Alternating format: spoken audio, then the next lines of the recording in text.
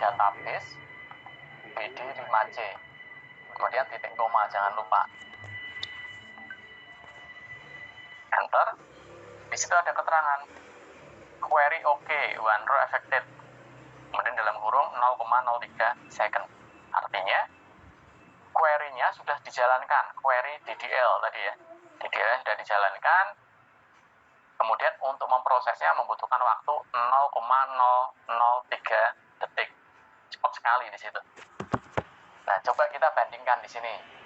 Kita bandingkan, ada beneran nggak yang namanya BD5C? Kita lihat lagi kayak tadi, show database. Show databases. Titik koma. Kita lihat ada nggak? Nah, ini ada ya, BD5C. Ini database yang baru saja kita buat. Jadi nanti tugas kalian seperti ini, membuat sebuah basis data di dalam angkat kalian, yaitu basis data tentang LRS yang terakhir kalian buat. Ini BD5C. Ini kita sudah berhasil membuat database-nya, tinggal kita lengkapi tabel-tabelnya.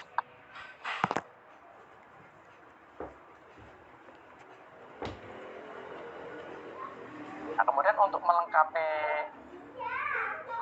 tabelnya di database ini, kita kan di sebelah kiri masih MariaDB ya, keterangannya MariaDB. Ini berarti kita belum memilih database mana yang akan kita olah. Jadi ini masih secara umum nih, database secara umum. Nah, kita mau menambahkan tabel di dalam database BD5C, kita harus menggunakan itu. Kita harus mengambil di situ, membuka kuncinya BD5C. Caranya seperti apa? Caranya tinggal ketikkan saja uses atau use spasi nama database yang akan kita olah. Misalnya BD5C. Di sini use BD5C titik koma. Oke, di sini terlihat MariaDB dalam kurungnya sudah bukan non lagi, tapi dia ada keterangan BD5C. Dalam artian di situ kita sudah berhasil masuk ke dalam database BD5C, tinggal kita nanti akan kita isikan apa, tabel-tabelnya ada berapa di LRS kalian. Kalau di LRS kalian ada jumlahnya 10 tabel, ya kita buat sebanyak 10 tabel. Kemudian cara pembuatan tabelnya seperti apa gitu ya. Nanti untuk tabelnya tentunya scriptnya ada lumayan lebih banyak, tidak hanya sekedar use database, show database, kemudian show table, tidak seperti itu. Ini nanti ada sedikit lebih banyak scriptnya. Nah, scriptnya seperti apa? Scriptnya nanti tentunya saya tidak akan memberikan keseluruhan ya, karena memang ada banyak sekali ya, percuma juga kalau saya berikan, karena ini sifatnya open source. Kalian nggak perlu takut, Pak ini nanti scriptnya seperti apa. Scriptnya itu umumnya sama, bahkan ini sifatnya open source, jadi kalian bisa melihat di website langsung. Di sini misalnya salah satu websitenya ada www, kemudian www.treeschool.com. Di sini kita sudah sediakan skrip-skrip penunjang dalam pembuatan sebuah database. Bahkan tidak hanya SQL, di situ ada bahasa JavaScript, Python, PHP, kemudian ada Bootstrap, Java, jQuery, C++, bahkan bahasa R pun ada. Jadi di sini sudah disediakan. Kita lihat seperti ini. Kita masuk ke ranahnya SQL ya, ini yang kita pelajari saat ini. Nah, untuk membuat database, tadi yang saya praktekkan di sini sama ya, create, kemudian spasi database, spasi nama database-nya, diakhiri dengan titik koma. Kemudian kita enter di situ. Terbuat tadi, BD5C. Ini contohnya, create database testDB. Nah, ini nanti silahkan kalian akses sendiri di webnya, dilihat di situ cara untuk membuat database seperti apa, untuk membuat tabel seperti apa gitu ya. Saya akan memberikan di sini rambu-rambunya yang perlu dijalankan seperti apa. Kemudian berikutnya, yang tidak kalah penting lagi yaitu aplikasi untuk menulis skripnya. Tentunya kita sebenarnya boleh saja langsung menulis skrip di sini, di CMD itu boleh langsung. Cuman kita akan kesulitan nanti ketika di situ skripnya banyak dan kita perlu menyimpan skrip-skrip itu untuk project selanjutnya misalnya. Jadi kita perlu mengetikkan skrip itu di luar CMD, yaitu kita memanfaatkan Notepad di sini. Boleh pakai Notepad yang biasa di laptop kalian ataupun Notepad++. Jadi nanti bedanya apa? Kalau Notepad biasa kan nggak ada nomor-nomornya. Seperti ini.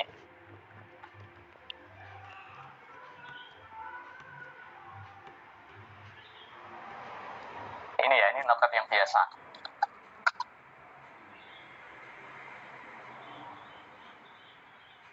Ini Notepad biasa. Kalau yang bawahnya, ini Notepad++, ada angkanya, ada nomornya. Kenapa perlu kita gunakan angka atau kita manfaatkan angka di sini? Karena untuk skrip ini nanti pasti akan ada banyak sekali jumlahnya gitu ya. Dan kita mungkin akan kebingungan apabila nggak ada nomornya gitu ya. Kita mencari kemarin skripnya mana ya buat tabel misalnya tabel mahasiswa gitu ya. Kita perlu nyari di scroll ke bawah karena nggak ada nomornya. Kalau dengan nomornya kita bisa kelihatan, oh ternyata di batas nomor sekian saya sudah memberi catatan untuk membuat tabel ada di skrip nomor 13 gitu. Enaknya di situ. Kalau di sini ya lumayan susah karena kita nggak bisa menandai di sini. Jadi oleh karena itu kalian nanti bisa mendownload juga Notepad++ juga. Kalau yang ini lebih kecil ukurannya, bisa dilihat nanti. Nah, ini tempat kita menuliskan skrip-skripnya. Kenapa saya simpan seperti ini? Karena ini sering digunakan gitu ya. Bisa dibayangkan saya menuliskan skrip ini secara manual gitu ya. Untuk saya ajarkan sebanyak berapa kelas saya ajar? 6 kelas. 6 kelas basis data. 4 kelas basis data di akuntansi semester 5. 2 kelas di komputer akuntansi semester 3. Yang 1 minggu ada 6 kelas basis data, materi yang sama, saya ketik manual satu persatu seperti ini. Capeknya pasti bukan main gitu ya. Tapi kalau saya ketikkan di sini, kemudian saya tinggal kopikan seperti itu, tinggal blok seperti ini, copy, ini untuk pembuatan tabelnya, misalnya seperti itu. Di sini tinggal di paste saja atau Ctrl V, kemudian di enter gitu ya.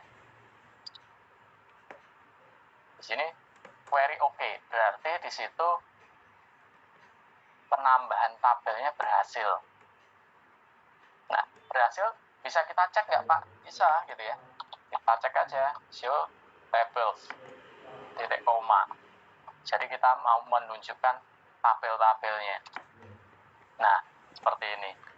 Di dalam database BD5C sudah terdapat tabel absen gitu ya. Kemudian di dalamnya absen bisa kita lihat nggak Pak? Di dalam tabelnya nanti kita tadi sudah memasukkan atribut seperti kode absen, jam absen, NPM dan lain sebagainya. Bisa nggak? Bisa juga gitu ya. Coba nih kita lihat di dalamnya di sini. Misalnya show tabel namanya apa? Absen misalnya.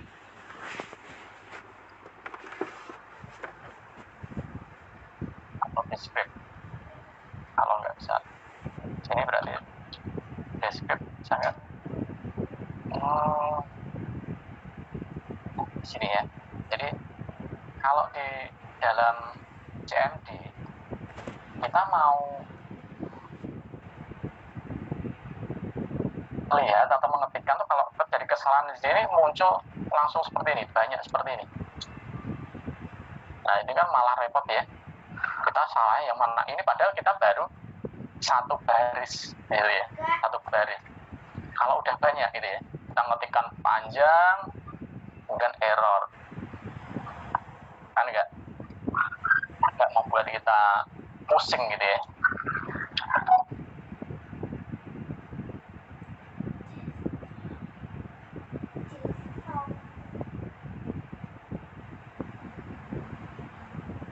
Nah, di situ ini yang tepat.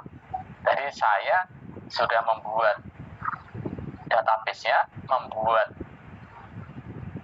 tabel absen, kemudian di dalam tabel absennya kita tunjukkan atributnya dengan cara pendeskripsian tabel absen. Description, ada di sini kita ketik DESC. Ini pendekan dari description, langsung nama tabelnya absen. Description absen titik koma. Di situ terlihat ada atribut kode absen, atribut jam absen, atribut NPM. Kemudian tipe datanya, ini yang saya minta kalian lengkapi tadi ya. Kode absen, tipe datanya apa? Integer dengan asumsi di sini ini nanti berupa numerik di situ. Kode absen misalnya 504 2 berapa gitu ya. Dan jam absen, ada juga NPM. Kemudian di sini ada juga 0. Boleh nggak bersifat 0 gitu ya? Boleh nggak diisi nggak? Kebetulan di sini tidak saya perbolehkan, harus diisi semua.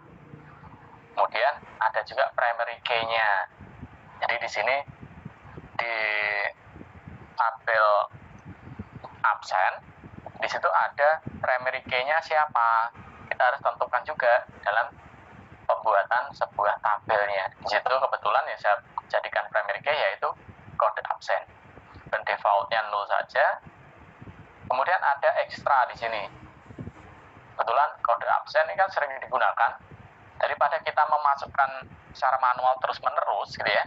Seperti halnya kalau di akuntansi kan ada seperti nomor faktur gitu ya. Nomor faktur tentunya kan sama semua tuh. Misalnya FA 001, FA 002, seperti itu ya mungkin ya.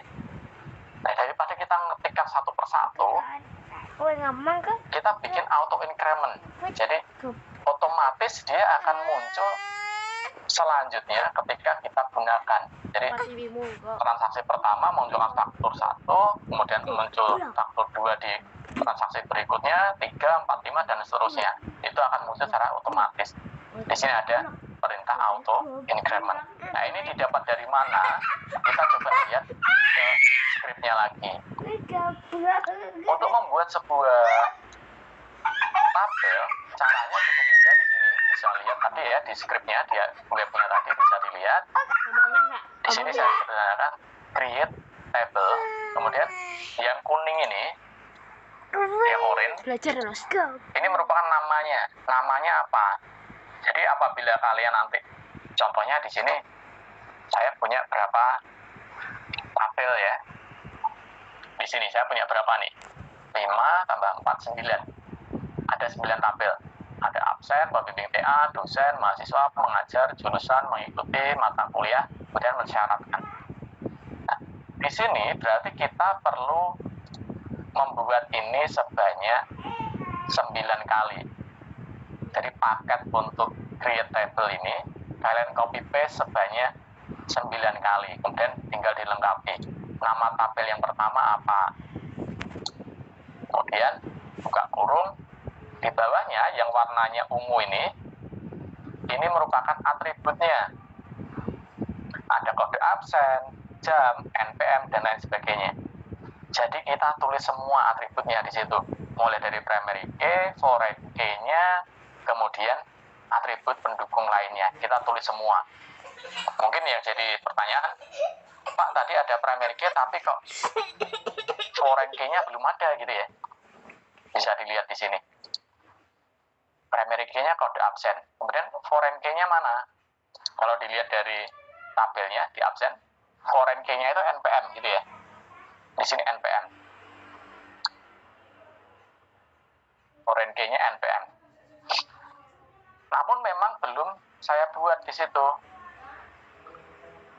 Jadi di sini belum saya buat foreign key-nya, baru primary key-nya saja.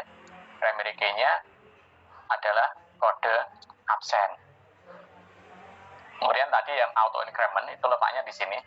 Ini boleh kalian hilangkan atau tambahkan tergantung keputusan yang kalian buat.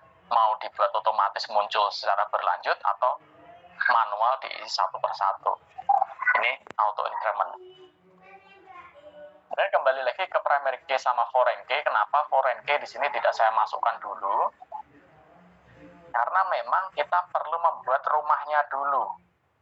Jadi kan kalau foreign key itu kan hubungan ya, menyatakan hubungan tabel satu dengan tabel yang lain.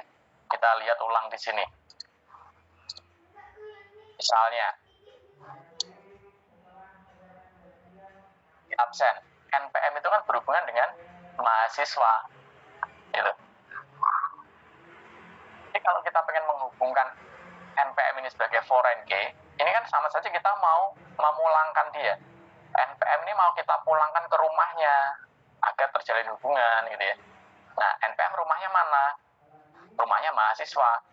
Padahal mahasiswa ini belum saya buatkan tabelnya. Mau saya hubungkan seperti apa, gitu ya. Jadi yang pertama dilakukan yaitu kita buat keseluruhan tabelnya beserta primary key dan atribut pendukung lainnya. Jadi di LRS kalian nanti ada primary key, atribut pendukung, ada foreign key. Ini masukkan semuanya di sini. Maka absen, jam absen, NPM. Nggak usah peduli dia atribut pendukung atau foreign key, masukkan semua. Yang didefinisikan hanya primary key. Seperti ini. Ini nanti kalian buat semuanya. Kemudian kalau sudah, ini saya ada contoh.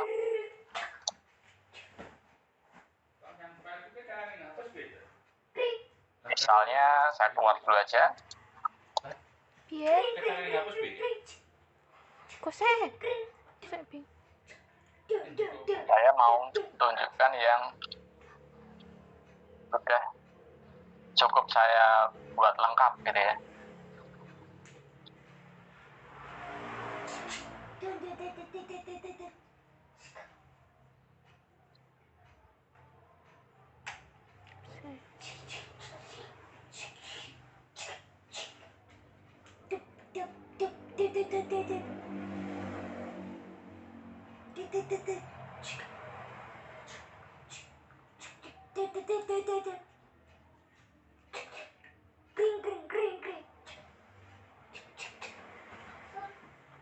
Nah, di sini saya sempat membuat sebuah database dari ini.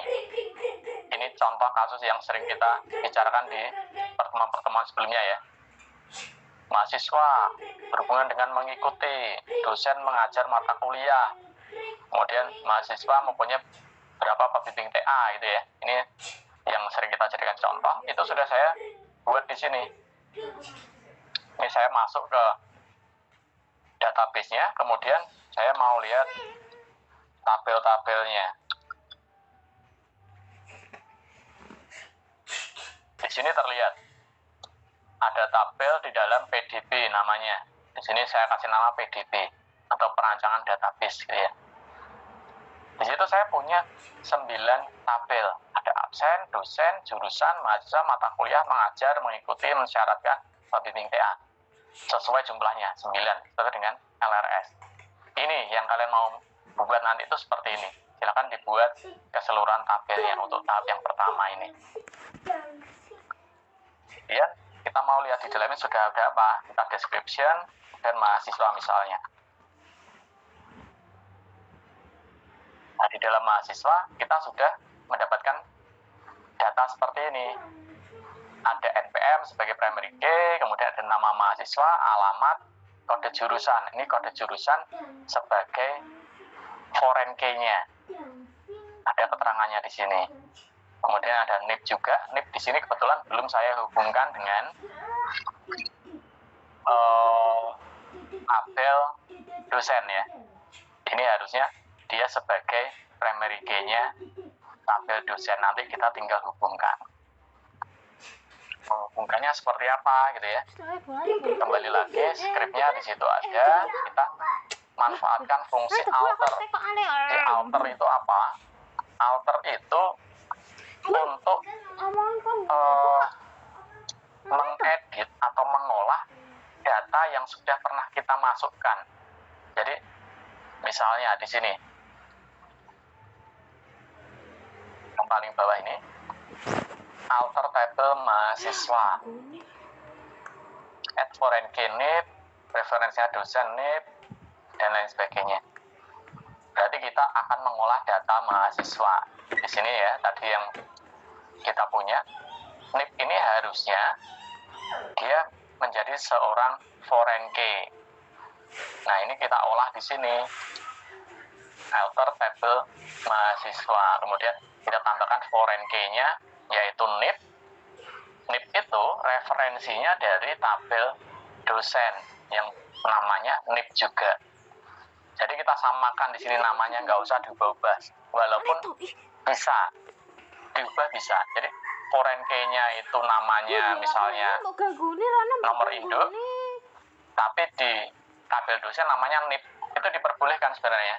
Cuman bisa dibayangkan seperti halnya kalian berada di sebuah kelistrikan gitu ya, kalian menyambungkan sebuah kabel.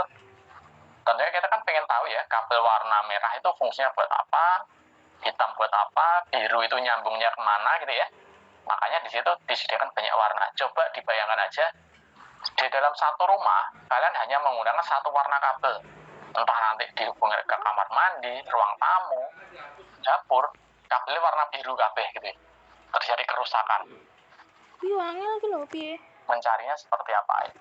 Repot ya, warnanya biru kabeh. Yang CPHS. Nah, maka dari itu di sini juga seperti itu. Kita harus samakan sesuai dengan sumbernya. Sumber NIP ya wes, foreign-nya NIP aja, nggak usah beda-beda. Samare kalau nanti kita lupa. Kemarin foreign key-nya apa ya gitu ya. Daripada kelupaan itu namanya sama saja. Nah, untuk skripnya seperti ini. Alter tabel apa mahasiswa, add foreign key, apa namanya NIP, misalnya NIP itu referensinya dari tabel mana, tabel dosen misalnya, dan NIP. Dan di bawahnya ada on delete, restrict, on update, cascade. Ini apa maksudnya? Ini nanti digunakan untuk menjelaskan apabila dua tabel yang kita hubungkan ini induknya itu dihapus gitu ya, kita bilang induk sama anak, primary key itu induknya, foreign key itu anaknya. Bisa dipahami ya di sini ya. Jadi yang berada di mahasiswa itu merupakan anaknya, induknya ada di tabel dosen berupa NIP. Nah, apabila di tabel dosen NIP itu saya hapus, nanti akan berpengaruh nggak di tabel mahasiswa gitu ya pada proses delete. Nah, di situ pilihannya ada dua, ada restrict dan juga cascade. Nah, di situ bedanya apa? Yang restrict itu apabila induknya atau parentnya itu nggak akan bisa dihapus selama masih ada anaknya. Jadi selama foreign key-nya ada, primary key-nya, NIP sebagai primary key ini nggak akan bisa dihapus. Jadi aman, kita nggak samar, datanya udah banyak, nggak sengaja kita hapus tabel dosen. Jadi kita nggak samar nanti di tabel mahasiswa nanti akan berantakan. Tapi kalau kita berikan di sini cascade, restrictnya ini kita kasih cascade, itu apabila kita hapus induknya, anaknya itu akan terhapus juga. Jadi otomatis data yang bersinkronan di bawahnya akan terganggu semua gitu ya. Maka dari itu saya secara umumnya untuk on delete-nya saya pakai restrict di sini. Kemudian untuk update ini sama saja. Ini kan tadi untuk delete, untuk update saya lebih memilih cascade. Jadi untuk update lebih fleksibel seperti itu. Nah, ini script untuk menambahkan foreign key-nya.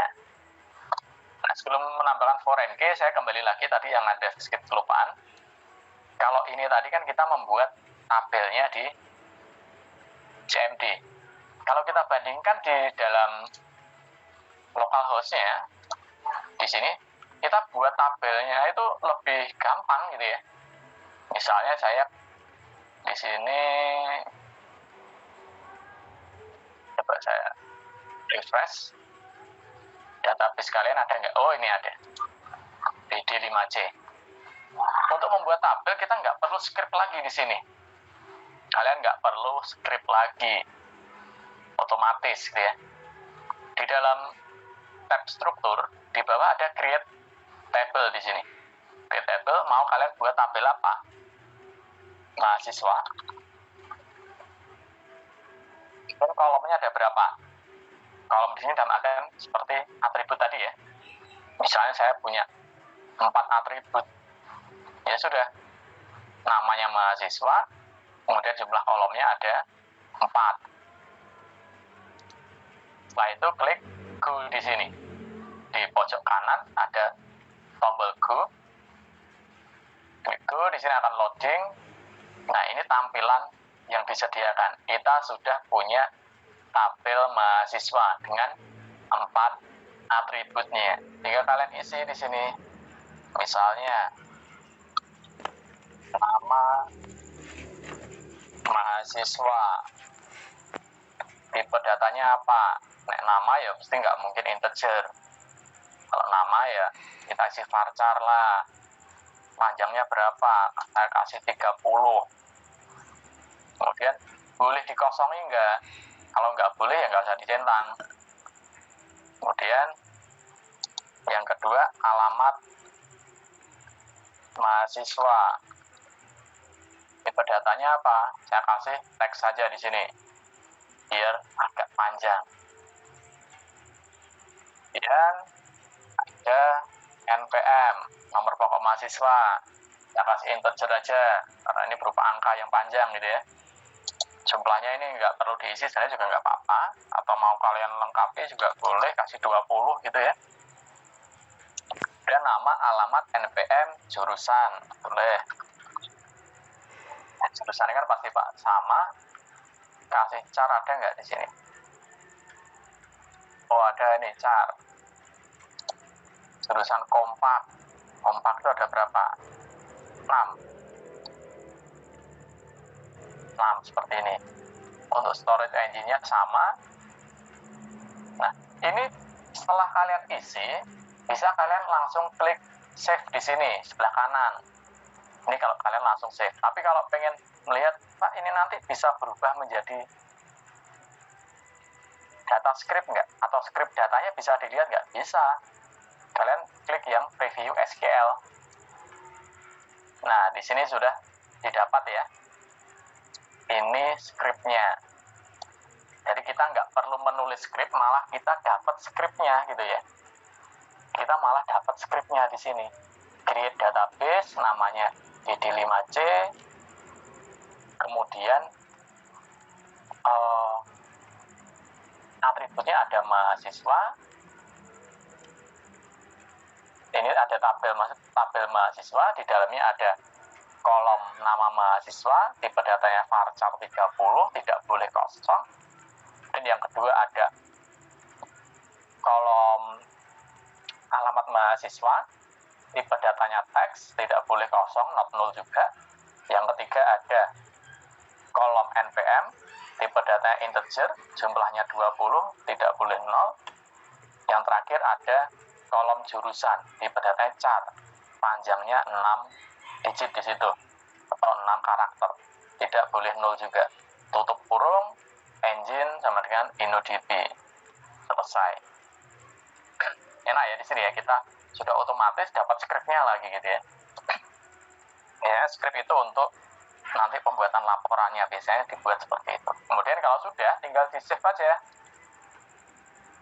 Tinggal di save. Nah, di sini udah muncul nama-namanya apa gitu ya. Yang tadinya BD5C itu kosong, di sini kita sudah punya. Yang absen ini kan tadi kita buat di CMD ya. Kemudian kita punya juga di sini ada mahasiswa. Nah, ini pembuatan di dalam localhost PHP My Admin. Ini seperti ini. Kalau di Heidi seperti apa Pak? Katanya lebih mudah gitu ya. Boleh kita lihat di sini. Jadi ini semua nanti tersinkron. Jadi mau Heidi, mau localhost my admin, mau CMD, ketika kita menjalankan SAM control panel, ini nanti tersinkron semua, up to date semua. Misalnya kita cari di sini kan BD5C belum ada ya, kita refresh dulu. Nah, kita refresh. Nah, ini muncul kan di sini BD5C. Nah, klik tadi ya, kita buat absen sama mahasiswa. Kemudian kalau mau buat lagi Pak, gitu ya, kita mau buat tabel lagi bisa nggak? Sini lebih mudahnya tuh seperti apa? Lebih mudahnya tampilannya seperti ini. Jadi kalau kita pengen buat lagi, kita tinggal klik kanan saja. Di sini ada create new. Nah, ini kan lebih mudah, gampang dilihat ya. Create new, di situ ada tabelnya. Nah, tabel di sini tinggal kalian isi di sini. Misalnya tabel dosen. Kolomnya ada berapa? Tinggal kalian add aja di sini di bawahnya. Ini kan ada keterangannya kolom. Kolom 1 apa? Nama dosen. Tipe datanya apa? Nama dosen itu tinggal diklik. Saya kasih Parsar. Panjangnya berapa? Boleh 0 ya? Kalau tidak boleh, centangnya dihilangkan. Tambah lagi alamat dosen.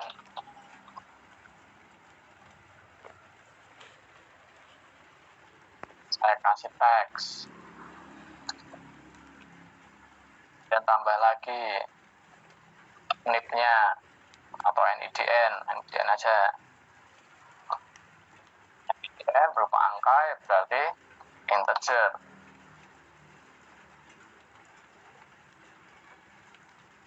INT di sini. Nah, kalau kita sudah buat seperti ini, kita tinggal save aja. Tinggal save di sini, nanti jadi.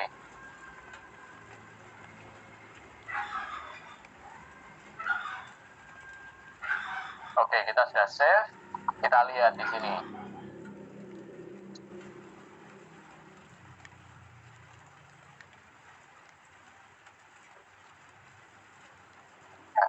Di sini terlihat ya, tadi kita buat dosen.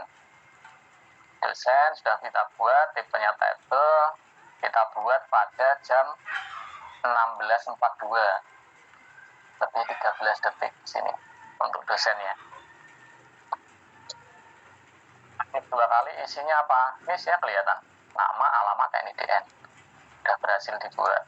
Dan yang mahasiswa tadi apa? Seperti ini.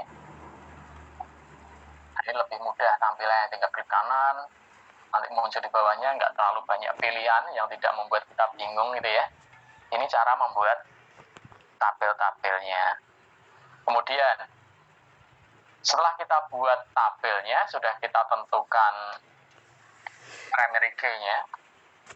Oh ya, kalau di script tadi, di CMD sudah kita buat primary key ya. Nah, di sini membuat primary key-nya seperti apa gitu ya. Misalnya NPM mau kita jadikan sebuah primary key. Tinggal create. Caranya seperti ini.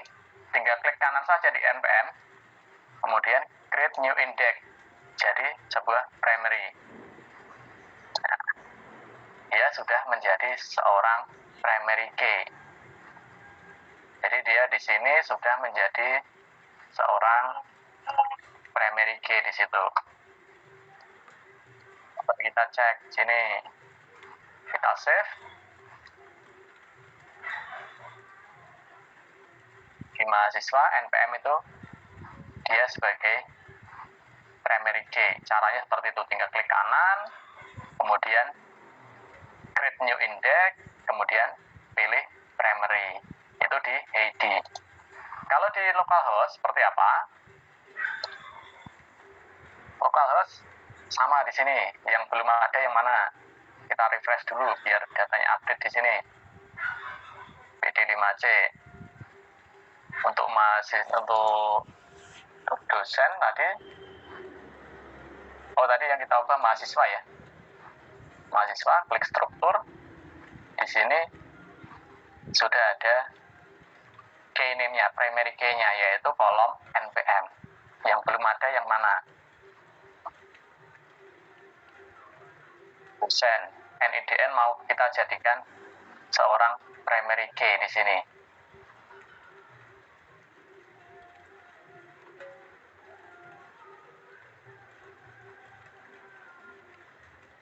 Nah, untuk menjadikannya, kita tinggal klik saja pada NIDN, kemudian pilih primary di sini.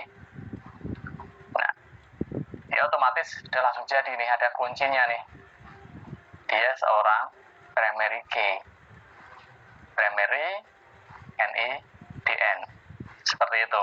Mudah ya. Jadi kita tidak perlu tambahkan script lagi seperti yang ada di atas tadi. Seperti ini. Primary key dalam kurung kode absen gitu ya. Kita nggak perlu mengetik lagi. Tinggal klik-klik saja di situ. Seperti ini. Di sini ada yang mau ditanyakan dulu?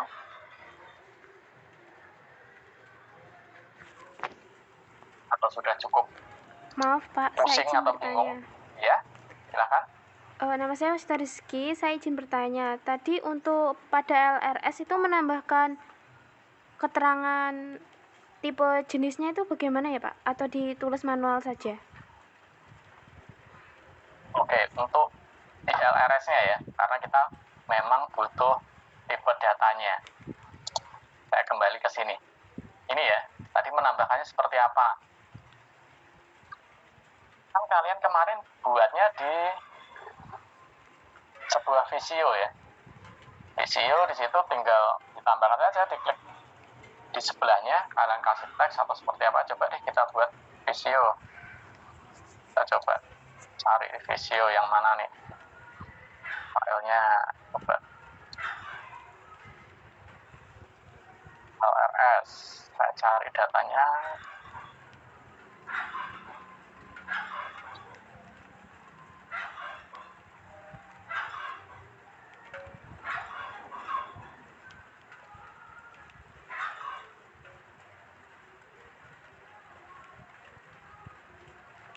Ini tinggal kita tap aja.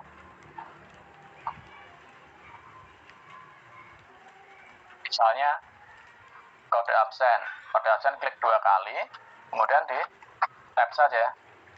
Tap nanti tipenya apa? Integer. Kemudian di sini jam absen apa? Misalnya di sini saya pakai integer juga misalnya.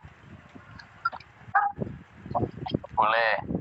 Kemudian npm kalau dia integer ya klik integer aja. Caranya seperti itu, tinggal menyesuaikan di sini, cari yang mau diisi kemudian klik 2 kali di kolomnya di sini. Klik 2 kali kan muncul seperti ini. Di tab aja, klik di keyboardnya tab biar geser. Kemudian di sini kasih varchar, kalau panjangan ya di backslash varchar 30. Nah jadinya seperti ini ya. Jadi itu nanti kembali lagi, buka lagi LRS-nya yang ada di Visio biar bisa diedit. Masih ada kan filenya? Harusnya nggak dihapus nih, karena saya bilang kemarin ini progresnya berkelanjutan gitu ya. Ini masih kita gunakan terus. Jadi nambahkannya seperti itu. Seperti ini. Bisa dipahami cara menambahkan tipe datanya? Baik Pak, sudah. Terima kasih. Oke, yang lain lagi ada ya?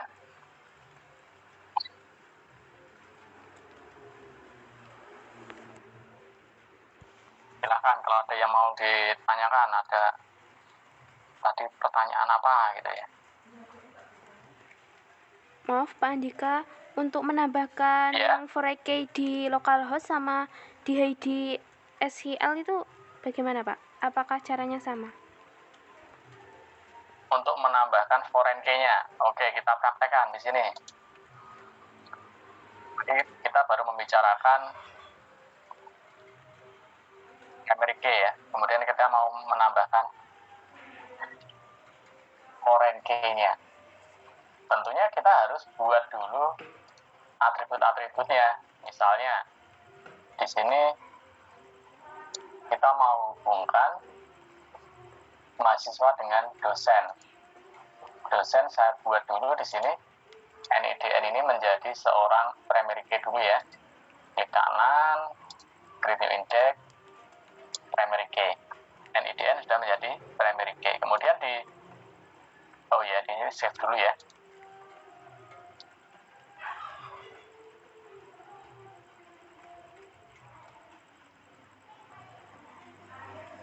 Kesalahan apa ini? Multi primary key definite.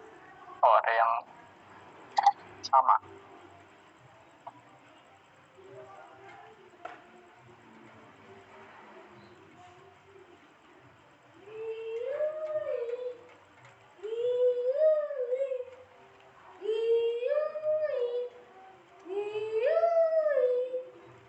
NPM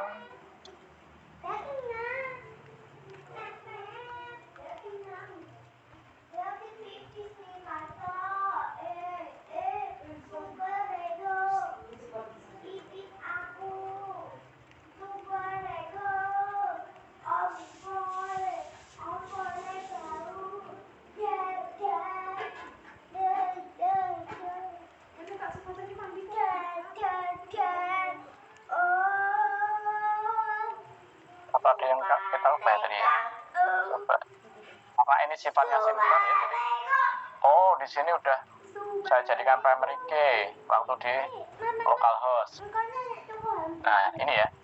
Kelemahan kalau kita nggak teliti, apabila di PHP admin kita sudah ubah dan di Heidi belum kita refresh, kita nggak akan bisa nih kayak ini tadi.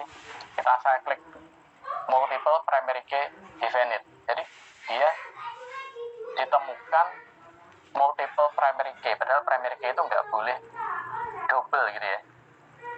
Nah, ini saya cari kok harusnya bisa, tapi nggak ada. Ternyata di MySQL dia sudah menjadi primary key. Di sini belum saya refresh. Ya sudah, kita refresh saja nih. Oke, sudah kita refresh. Kita lihat di dosen, ini benar kan? Dia sudah menjadi primary key. Kalau di sini sudah primary key, kemudian di sini mau saya hubungkan. Saya tambahkan dulu di sini atribut NIDN-nya. NIDN. Kemudian tipe datanya harus sama. Ketika dosen sebagai primary key ini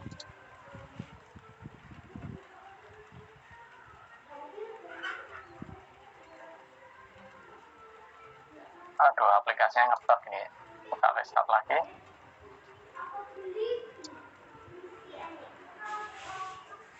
Jadi itu tadi kekurangan dari software yang sifatnya open source ya. Jadi seperti itu. Terkadang terjadi bug-bug semacam itu. Jadi sering-sering aja kalian nanti di save gitu ya. Walaupun di sini juga sudah auto save. Tarik NIDN.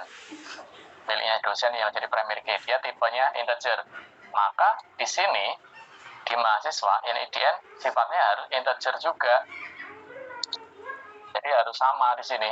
Enggak boleh di sini nanti varchar yang di dosen dia sebagai integer, itu nggak boleh, harus sama. Nah, di sini integer, di dosen juga integer. Nah, menjadikan foreign key seperti apa? Menjadikan NIDN itu sebagai foreign key, kita klik kanan, klik new, kita pilih key yang warna hijau. Nah, seperti ini. Kemudian kita pindah ke foreign key. Di sini ada foreign key, kita add di sini. Ada FK1. FK1 kita ganti namanya sesuai dengan samaan yang sebelumnya. NIDN ya tadi ya kita bahas. Ya udah NIDN, kemudian kolomnya dia merujuk kemana? NIDN itu. NIDN ya ke NIDN. Kemudian referensi tabelnya. Referensi tabelnya dia menjadi foreign key dari rumah yang mana. NIDN itu primary key-nya siapa? NIDN primary key-nya dosen. Ya udah kita pilih dosen. Kemudian di sini NIDN juga. Dan untuk ini ya tadi ya. Untuk update-nya saya pilih kasket saja, jadi lebih enak. Kemudian untuk delete-nya saya pilih restrict agar ketika induknya dihapus, ketika induknya mau dihapus nggak bisa karena masih ada anaknya, ada foreign key-nya. Nah seperti ini. Kemudian kita save. Nah di situ terlihat di bagian NIDN ada kunci warna hijau, kemudian di situ ada gambar tabel ya, 2 tabel yang ada diagonalnya menghubungkan. Dalam artian di sini dia terhubung dengan dosen. Nah ini cara membuat foreign key-nya. Kemudian misalnya hubungkan dengan absen juga bisa juga, sama kegiatannya seperti itu. Ini membuat foreign key pada Heidi. Kemudian kalau yang localhost seperti apa? Kita refresh lagi dulu biar nggak terjadi kegiatan yang seperti tadi ya. Kita lihat di mahasiswa. Mahasiswa lihat nih di sini sudah ada kunci warna silver. Dia sebagai foreign key. Kemudian saya menghubungkan dengan absen. Absen tuh dia punya apa sih? Sebagai contoh, oh dia punya primary key kode absen. Saya mau sambungkan ke mahasiswa. Kode absen pakai apa tipe datanya? Kita lihat. Integer. Kode absen integer. Kita masuk ke mahasiswa. Kita buat dulu kolomnya. Di sini. Setelah NIDN. Kita klik saja go.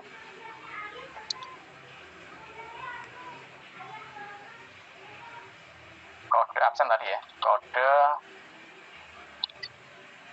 absen punya integer. Oke, langsung saja di save.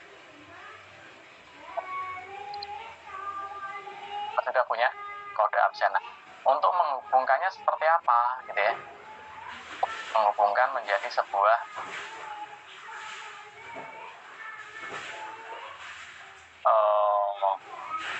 foreign key. Kita bisa pilih indeks dulu di sini.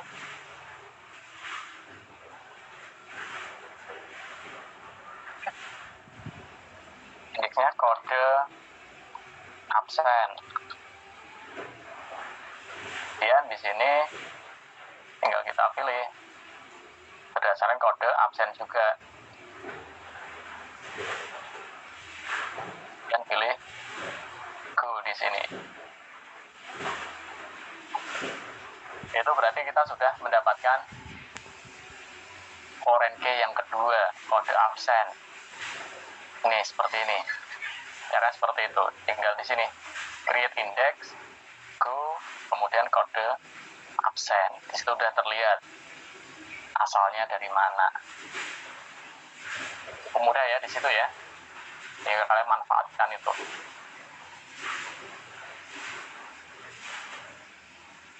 Itu cara membuat foreign key di PHP MyAdmin. Kalau di Heidi seperti tadi ya, kita pilih foreign key, isi di sini, jadi seperti ini. Nanti tergantung kalian mau menggunakan yang mana. Dari sini, ada yang mau ditanyakan lagi?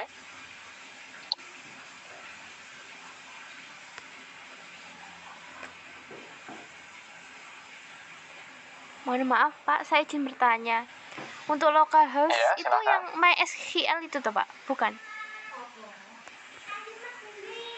Iya, tadi kan kita sudah ke localhost MySQL ya, yang di PHP MyAdmin, itu seperti itu. Jadi, kita kan tadi berdasarkan 3 sumber ya. 3 sumber, ada yang melalui CMD, ada yang PHP MyAdmin, yang di via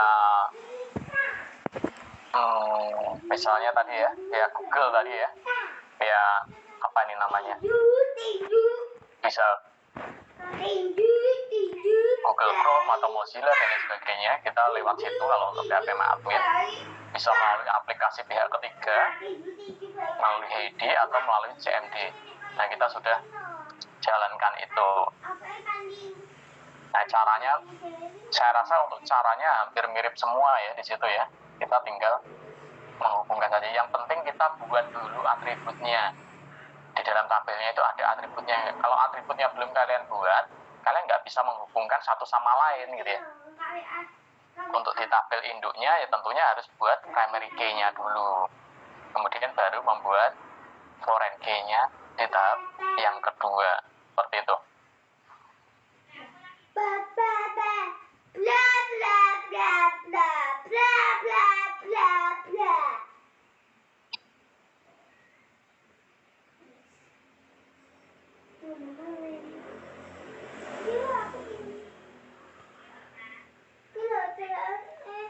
Oke, kayaknya sudah siap untuk project mandiri ya ini ya.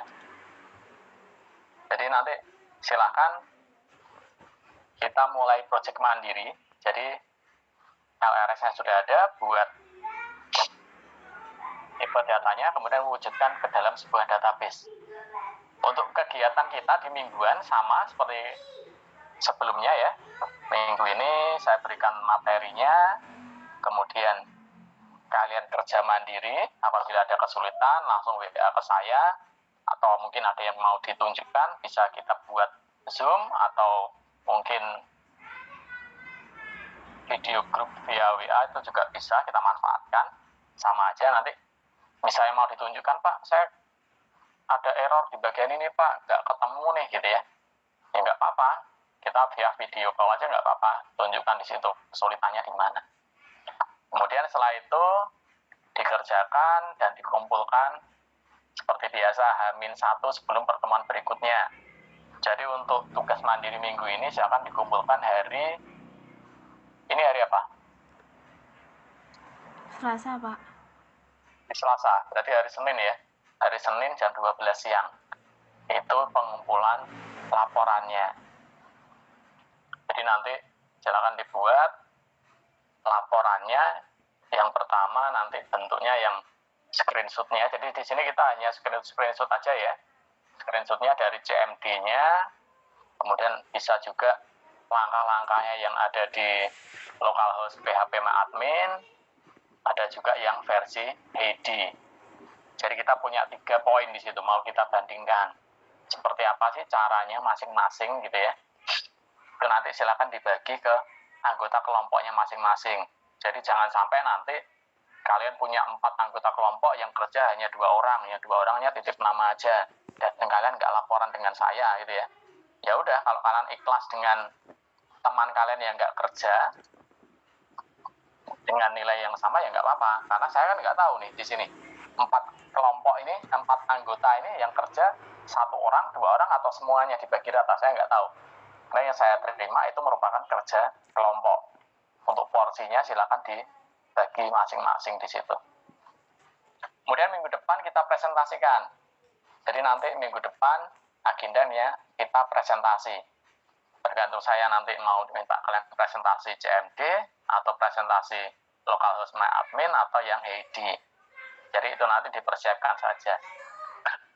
Anggota kelompok tetap sama, proyeknya sama, kita berkelanjutan dari proyek yang sebelumnya. Ada 6 kelompok ya sini ya? 6 kelompok atau berapa? Atau 5? Ada 6, Pak. Oke, 6 ya. Oke, kalau 6 ya silahkan dibuat berdasarkan kelompoknya. Tahap yang pertama hanya membuat tabel primary key dan foreign key-nya. Itu saja. Minggu depan baru kita olah lagi lebih dalam hubungan antar tabelnya. Tugas sama, untuk laporannya dikirimkan ke email saya handika@pnm.ac.id.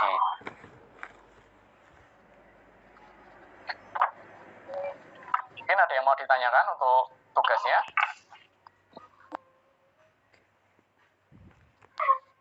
Halo Pak, mohon maaf izin bertanya Pak, berarti tugas yang untuk minggu depan ini pengumpulannya sama yang laporan yang Pak Hedi sama MySQL gitu Pak. Iya, jadi kita kan tadi prakteknya ada 3 ya, via CMD yang layar hitam tadi, yang kedua yang melalui Google Chrome atau Mozilla, localhost PHP MyAdmin tadi, kemudian yang ketiga aplikasi pihak ketiga, Heidi SQL. Jadi ada 3, silakan nanti ditaruh di laporan, oh di Heidi cara penambahannya seperti ini, di localhost PHP MyAdmin penambahannya seperti ini, kalau di CMD menggunakan script yang ini gitu ya. Seperti itu. Jadi kita punya 3 versi di sini. Itu yang kalian kerjakan. Berarti itu semua ya Pak ya dikerjakan, nggak bisa milih salah satu ya Pak? Iya, untuk sementara dibuat 3-3-nya dulu. Jadi mau kita bandingkan nanti outputnya seperti apa. Pak, mau tanya lagi, itu tugasnya kelompok ya Pak yang buat minggu depan? Iya, tetap kelompok. Karena kan ini LRS-nya kan berdasarkan tugas kelompok kemarin. Tiap kelompok kan punya LRS satu-satu kan? Yang kalian kumpulkan waktu UTS. Oh, ini kemarin sampai ERD ya? Kemarin Maaf. sampai yang tadi Iya. Pak. LRS-nya udah. Oke, untuk LRS-nya belum ya di